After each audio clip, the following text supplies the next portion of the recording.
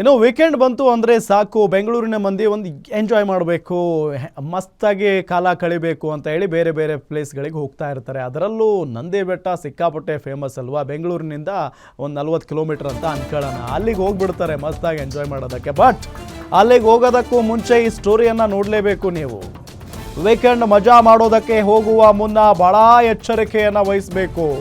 ನಂದಿ ಬೆಟ್ಟದ ತಪ್ಪಲಿನಲ್ಲಿ ಚಿರತೆ ಪ್ರತ್ಯಕ್ಷವಾಗಿದೆ. ನಡು ರಸ್ತೆಯಲ್ಲೇ ಚಿರತೆಯನ್ನ ಕಂಡು ಸವಾರರು ಬೆಚ್ಚಿ ಬಿದ್ದಿದ್ದಾರೆ. ಕಣಿವೆ ಬಸವಣ್ಣನ ಬಳಿ ಹೊಂಚು ಹಾಕಿ ಚಿರತೆ ಕೂತಿತ್ತು.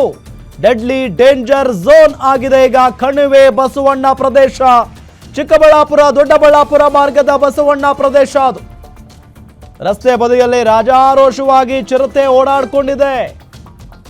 ಕಣ್ಮುಂದೆಯೇ ಚಿರತೆಯನ್ನ ಕಂಡು ಬೈಕ್ ಸವಾರರಿಗೆ ಹೆಂಗಾಗಿರ್ಬೇಡ, ಜಸ್ಟ್ ಇಮ್ಯಾಜಿನ್. ನೀವೆಲ್ಲ ಈಗ ಹೋಗಿರ್ತೀರಿ ಆರಾಮಾಗಿ ಎಂಜಾಯ್ ಮಾಡಬೇಕು ಅಂತ, ಆಗ ಚಿರತೆ ಕಂಡು ಬಿಟ್ರೆ ನಿಮಗೆ ಹೆಂಗಿರುತ್ತೆ ಪರಿಸ್ಥಿತಿ ನೋಡಿ. ಅಲ್ಲಿ ಹೊಂಚು ಹಾಕಿ ಕೂತ್ಕೊಂಡಿದೆ ಚಿರತೆ.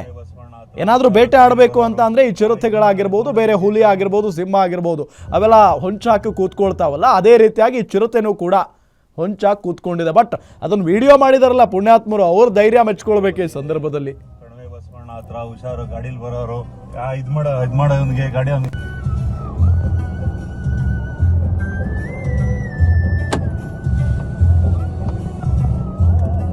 ನೋಡ್ರಿ, ಚಿರತೆ ಬಂದಿದೆ.